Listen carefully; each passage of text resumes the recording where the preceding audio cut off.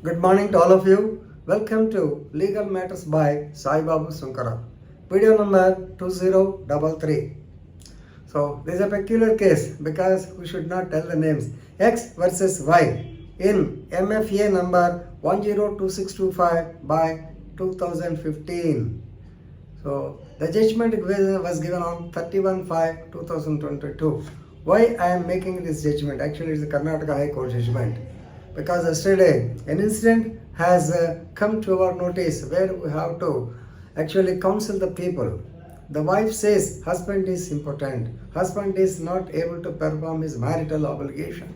Husband says he is quite alright. Come on, you take me to any medical officer. So this is the controversy between them. Of course, he says he is potent. He attribute impotency on behalf of this woman. He says for the last 1 or 2 months of the marriage, she is not cooperating. All these things have come.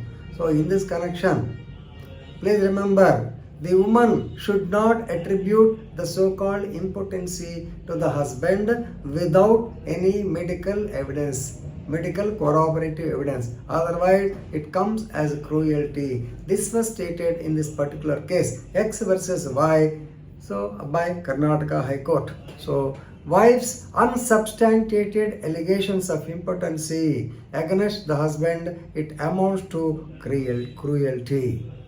Right? So, Karnataka High Court ruled that calling husband as impotent is cruelty under section 13A of the Hindu Marriage Act 1955.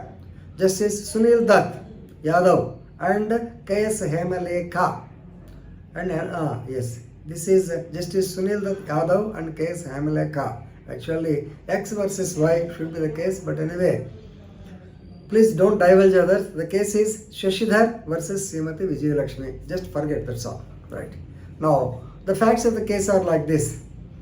The marriage was solemnized and wife says husband is anyway. Husband, he has filed a petition or a petition for a decree. He has instituted a civil suit for decree of divorce against the wife. The allegations by him are that the wife was cooperative only for 1 month, but after 1 month her behavior changed abruptly. Starting with, she refused to do the household chores. So normally a new wife who comes to the in-laws house, she looks after the household work, just like cleaning the utensils or cleaning the house with a broomstick or preparing tiffin or coffee to the in-laws and husband. Normally they do it, but after 1 month she refused to do the household work. And moreover, so whenever he asks her to change her attitude, then she used to say, you are not a man, you are impotent. So this allegation came to the notice of parents of the bridegroom also. And when they asked her, she has openly stated that he is incapable to fulfill the matrimonial obligations. And actually, due to her adamant behavior, due to her allegations, then he has actually, the husband was subjected to emotional and physical torture. But even though he mentioned all these things before the trial court rejected the same. Therefore, this matter was appealed to the Honorable High Court of Karnataka. Right. So they asked only one question.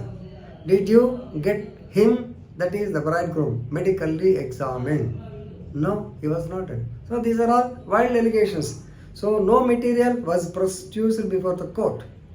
Even no efforts were made to establish the impotency of the husband. Even if the court is agreed, before the court, if they say, okay, please send him for an examination, definitely the court would have sent it. But that was also not done. So therefore, the medical evidence is not at all there to presume that he is impotent. So normally, the court said that no prudent woman alleges or raises allegations of impotency of the husband in the presence of the others. But she has raised the allegation. This shows her mental attitude. No doubt, even though you see section 13, impotency, like the desertion or the so-called conversion, then the so-called renunciation, all these things they come under the so-called grounds for divorce, but impotency does not come under, so to say. So venereal disease or the so-called disease like Kushtu, they come. But here impotency is not defined. Actually, it is not considered as a ground for divorce. But please remember, in this case, the court opined that the false allegation is amounting to cruelty. It undoubtedly caused mental trauma to the husband. Even though the word cruelty is not defined, but it has been used in relation to character or human conduct, human behavior. So please remember, a gesture, ay korta, an angry look, or a sugar-coated joke, that is a sarcastic joke, or an ironic overlook. This ironic overlook. All these things, they will be cruel. Please remember that actual beating, actual harassment karna, ivi chala ibbandi karaganavi. So this is what the court held ultimately. So they said that the behavior of the woman, that is wife, is amounting to cruelty. Therefore, decree of divorce granted. Of course, this is a good and useful case when the impotency is alleged and it is not proved, medically proved. You can use definitely this case. But you have to cite this case as X versus Y. That's why I have given that MFA number 102625 by 2015. This is on 31/5/2022. Okay, thank you.